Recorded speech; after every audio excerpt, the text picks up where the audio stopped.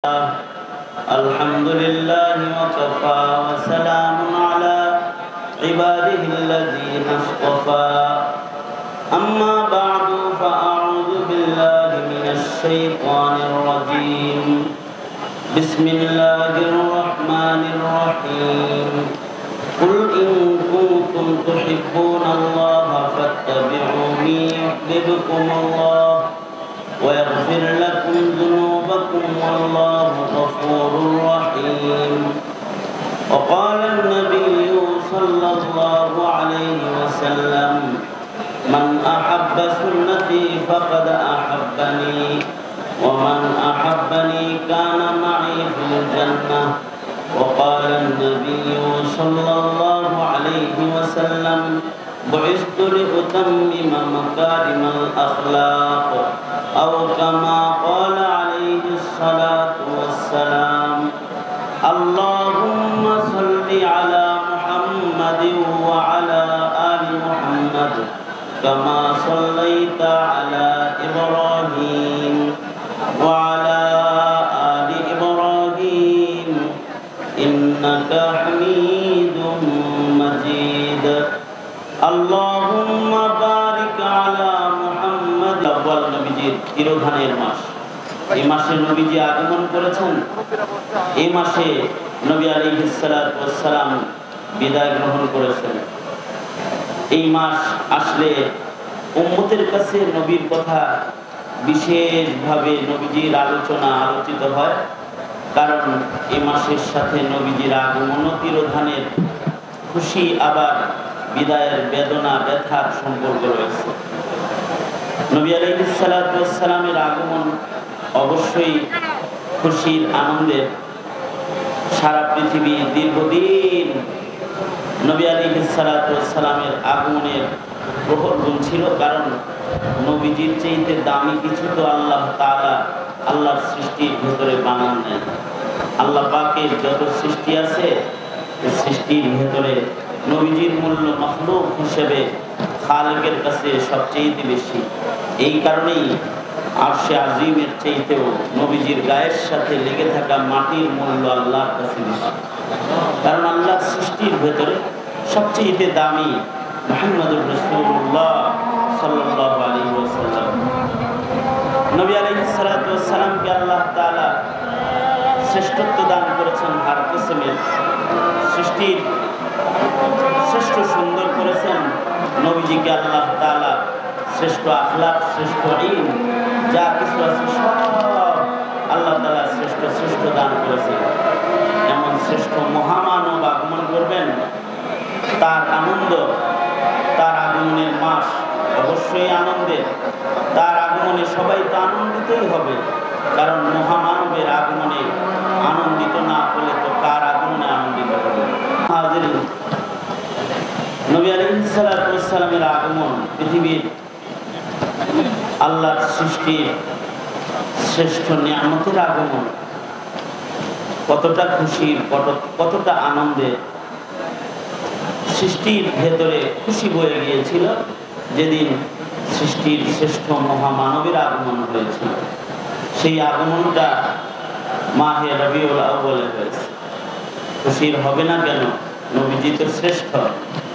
নবীজির শ্রেষ্ঠত্ব হলো আল্লাহর পরে মাখলুকের ভেতরে শ্রেষ্ঠতম যে মাকাম, সেটা আল্লাহ তাআলা তার হাবিব মুহাম্মদুর রাসূলুল্লাহ সাল্লাল্লাহু আলাইহি ওয়াসাল্লামকে দান করেছেন। শেখ সাদি রাহমাতুল্লাহি আলাইহি বড় সুন্দর করে বলেছেন, বা'দা খুদা বুজুর্গ তু ই কিসসা মুখতাসার। আল্লাহ রাসূল সাল্লাল্লাহু আলাইহি ওয়াসাল্লামের মর্যাদা আল্লাহর পরেই সৃষ্টির শ্রেষ্ঠ মুহাম্মদুর রাসূলুল্লাহ সাল্লাল্লাহু আলাইহি ওয়াসাল্লাম। আল্লাহ নবী সাল্লাল্লাহু আলাইহি ওয়াসাল্লামের সৃষ্টিগতভাবেই নবীজির দেহ মোবারকই শ্রেষ্ঠ, পাশাপাশি সুরত যেমন শ্রেষ্ঠ, নবীজির সিরতও শ্রেষ্ঠ। সারা দুনিয়াতে নবী পয়গম্বরদের জামাতের মাধ্যমে যত আখলাক পৃথিবীতে এসেছে, এর মধ্যে সবচেয়ে সুন্দরতম আখলাক আল্লাহ তাআলা খুলুকে আযীম মুহাম্মদুর রাসূলুল্লাহ সাল্লাল্লাহু আলাইহি ওয়াসাল্লামকে আল্লাহ দান করেছেন। আল্লাহ বলেন ইন্নাকা লাআলা খুলুকিন আযীম।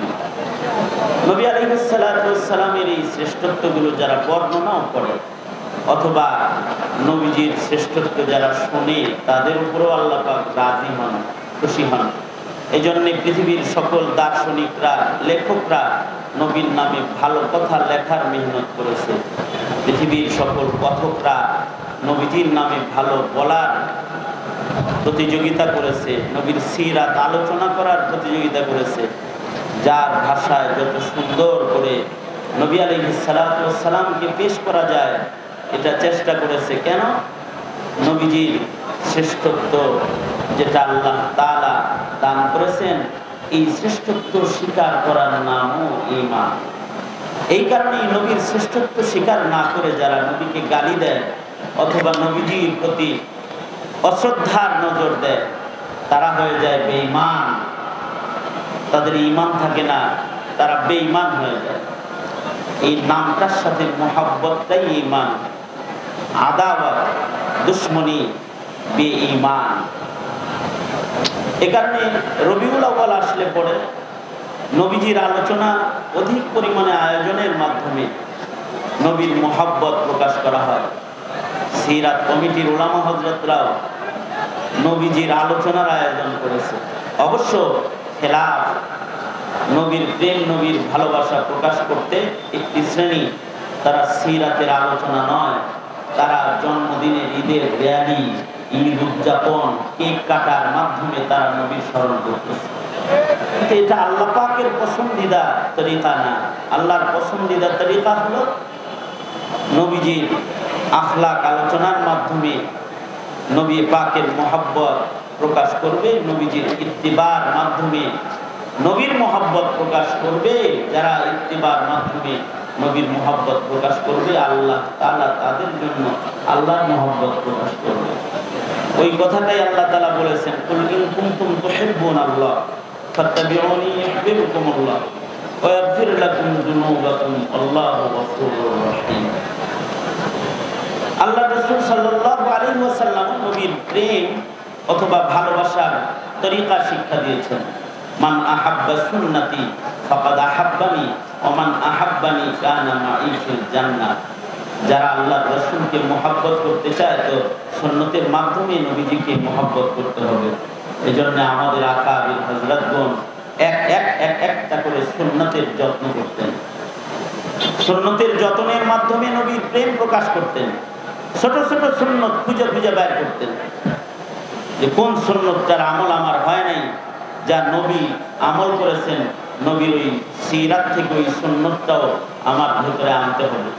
এই কারণেই নবীর সিরাতের ব্যাপক আলোচনা দরকার, যেন নবীর জিন্দেগির, নবী আলাইহিস সালাতু ওয়াস সালামের জিন্দেগির ছোট্ট একটা সুন্নতের আমলও হয়ে যায়।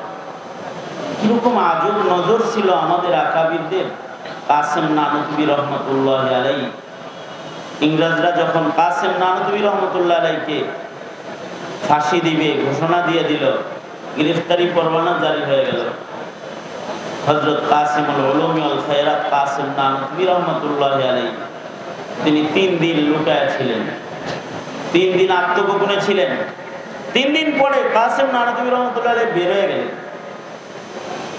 সবাই বলল, হযরত আপনার প্রতি গ্রেফতারি পরোয়ানা, বের হয়ে গেলেন, যদি এখন গ্রেফতার হন তাহলে তো আপনার গর্দান কাটা যাবে।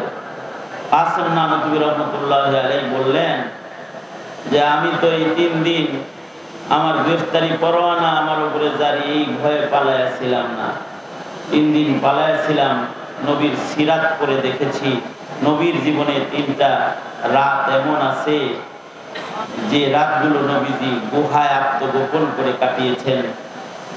জিন্দেগিতে নবীর বহু সুন্নতের আমল করেছি, এই সুন্নতটার আমল করা বাকি ছিল। এই কারণে 3 দিন আত্মগোপন করে নবীর গারে সোরের সুন্নার আমলটাও নিজের জিন্দেগির ভেতরে লাগায় নিলেন। এইভাবে খুঁটে খুঁটে খুঁটে খুঁটে নবীজির সুন্নতকে ওনারা আপনাইছেন।